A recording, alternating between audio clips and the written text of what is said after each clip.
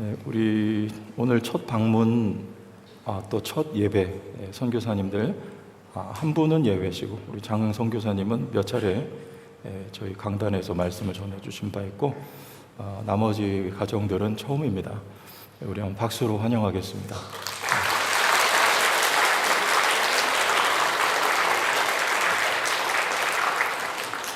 이부 때도 말씀드렸는데 이연아 선교사님 교토목장 오늘 밤새도록 오셨어요. 새벽에 인천공항 도착하시고 오늘 한날이라도 성도 여러분들과 함께하고 싶다는 그런 귀한 마음 가지고 오셔서 또 다 감사하지만 또 특별히 그 수고에 감사를 드립니다. 우리 교회 파송 선교사님 제외하고 협력하고 있는 선교지만 세 분이 50곳 됩니다. 그 가운데 여러분 일본만 몇 곳인지 아십니까? 7개요. 네, 맞습니다. 14%. 그러니까 최고 많아요. 이렇게 된 데는 아마 저의 어떤 면에서 직업병이 발동을 하지 않았나 생각됩니다. 놀러 가도 쉬러 가도 선교 생각이 납니다. 베트남에 제 친구 선교사가 있어 갔더니 그 젊은이들을 보고 기도가 나와요. 이 땅을 어떻게 하오리까. 또 일본에 몇 년 전인가요? 제가 쉬러 갔는데 가족과 함께 거긴 젊은이들이 아니라 십자가가 보이지 않아서 가슴이 먹먹해졌어요. 이 땅을 어떻게 해야 될까? 제가 할 감히 걱정은 아니지만 우리 선교사님들 앞에 그런 참 안타까움이 스쳤습니다. 돌아와서 목회 편지를 한번 썼고 그래서 몇 곳이 더 추가가 된 결과 7곳이 지금 됐습니다. 시작은 이렇게 됐어요. 우리 제천 성도교회가 시작 참 좋았습니다. 하지만 시작보다 더 중요한 건 과정도 중요하고 끝까지 이게 중요합니다.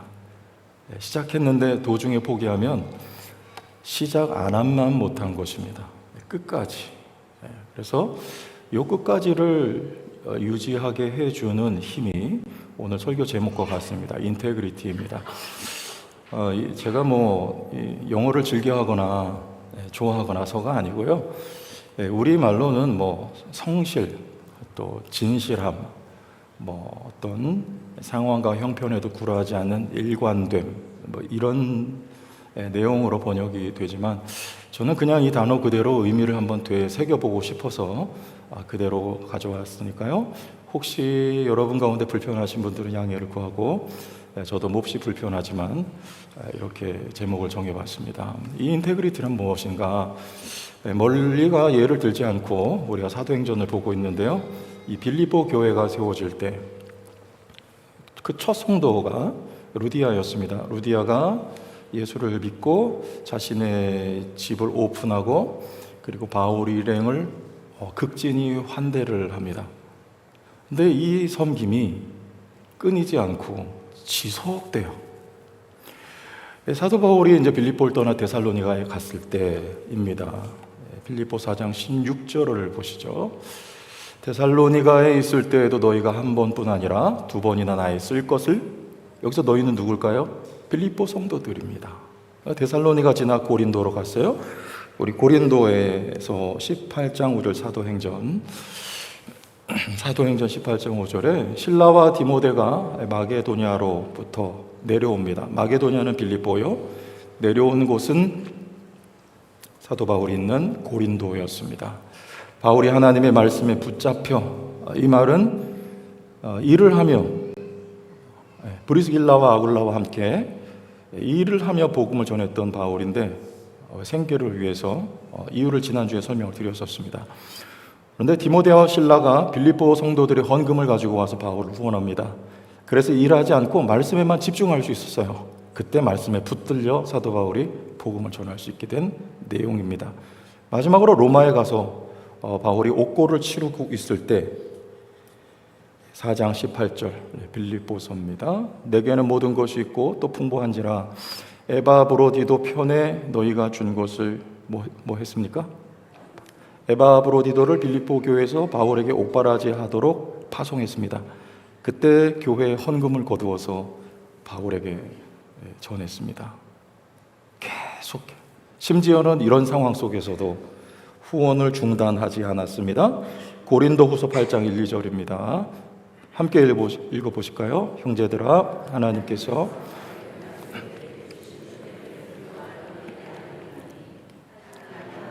시련 가운데서 그들의 넘치는 기쁨과 극심한 가난이 그들의 풍성한 연보를 넘치도록 하게 하였느니라.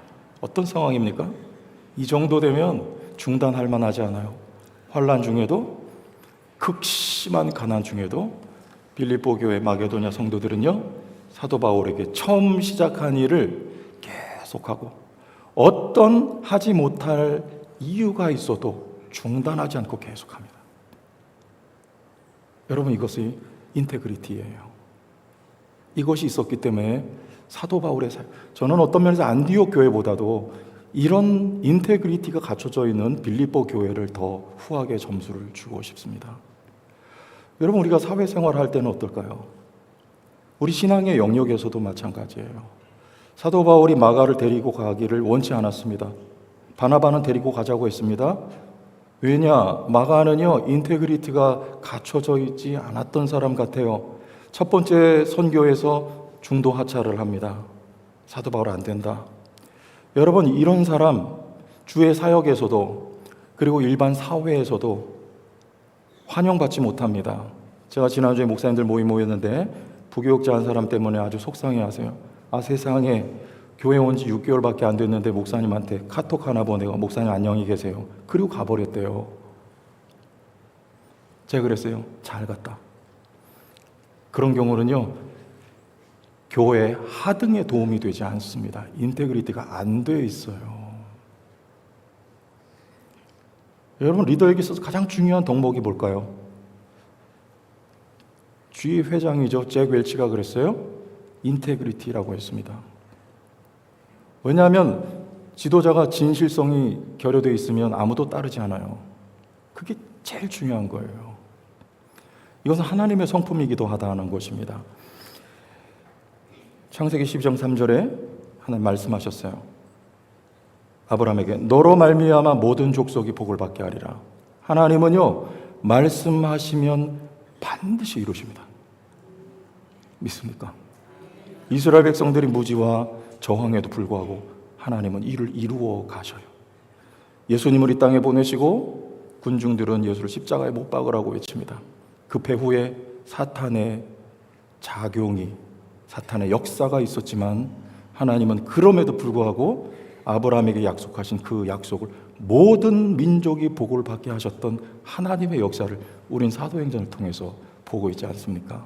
이것이 하나님의 성품이기 때문에 예수님의 제자된 성도된 여러분 가슴 속에도 있어야 할 중요한 요소예요. 빌립보 교회가 그 하나님의 성품을 닮았습니다. 1장 6절을 다 같이 읽어보겠습니다. 빌립보서 다 같이.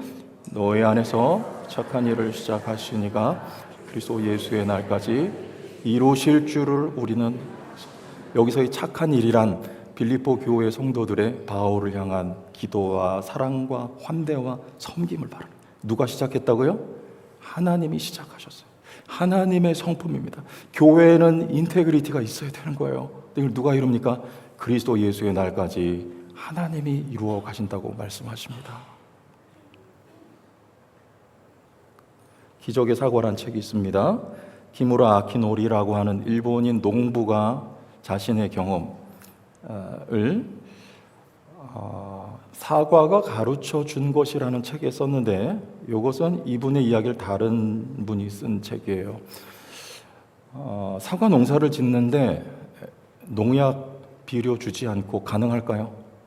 이분은 거기에 도전을 했어요. 안 되겠죠? 거기다 무슨 식초를 주기도 하고 별걸 다 해봤는데 벌레가 와서 들고 또 병충해가 들고 이래가지고 매년마다 사과 농사 다 망하는 거예요. 그렇게 하기를 6년을 지내왔으니까요, 가족들이 뭘 먹고 살게 될까요? 낙심이 됐습니다. 그래서 마지막으로 사과 갯장을 먹는 밧줄을 가지고 이제 생애 마지막을 구하고자 산으로 올라갔어요. 그런데 그 밤에 달빛에 보니까 그 산 속에 사과나무가 있는 거예요. 세상에. 미친 거죠, 이게 이제. 표현이 좀 과격했나요? 제정신이 아닌 거죠. 알고 보니까 사과나무가 아니라 그게 도토리 나무였다는 것입니다. 근데 그게 중요한 게 아니라 이상하다. 이 산속의 도토리 나무는 누가 비료도 주지 않고 누가 농약도 주지 않는데 어떻게 이렇게 잘 자랄 수 있지? 알고 봤더니 토양에 답이 있었어요. 흙이 너무 좋은 거예요. 포드랍고 포실포실하고. 지금까지 나무하고 잎사귀에만 관심이 있었는데 알고 보니까 흙이 다른 거예요. 여러분, 전 여기서 하나 깨달음 얻었어요. 우린 교회를 세워갈 때 몇 명 모이냐? 예배당이 얼마나 멋들어지냐? 솔직히 여기 관심 많습니다. 우리 일본 선교사님들 계시지만 일본의 0.4% 맞습니까? 뭐 대략 5% 4% 이러는데 그보다 중요한 건 토양이 중요하단 말입니다. 우리 성도교회가 성도 한 분 한 분의 영적인 건강이 어떤가? 우리 성도교회가 예수님의 소원을 담고 있는 교회인가? 우리 성도교회가 성경이 말씀하고 있는 본질에 충성하는 교회인가?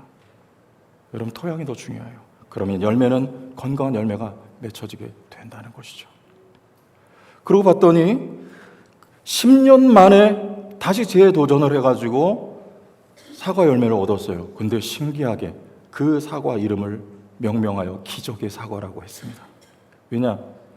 냉동 보관하지 않으면 여러분 요즘 같은 때 사과 먹기 어렵잖아요.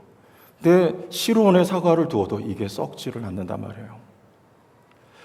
수분이 다 그대로 증발되고 그냥 말라가지고 이게 말린 과일처럼 되었다가 몇 년을 놔도 그렇게 된다는 거예요. 기적의 사과를 얻게 됐습니다. 여러분, 우리 제천 성도교회가 토양이 좋은 교회예요. 우리 선교지, 그러기 위해서 필요한 게 인테그리티가 필요합니다.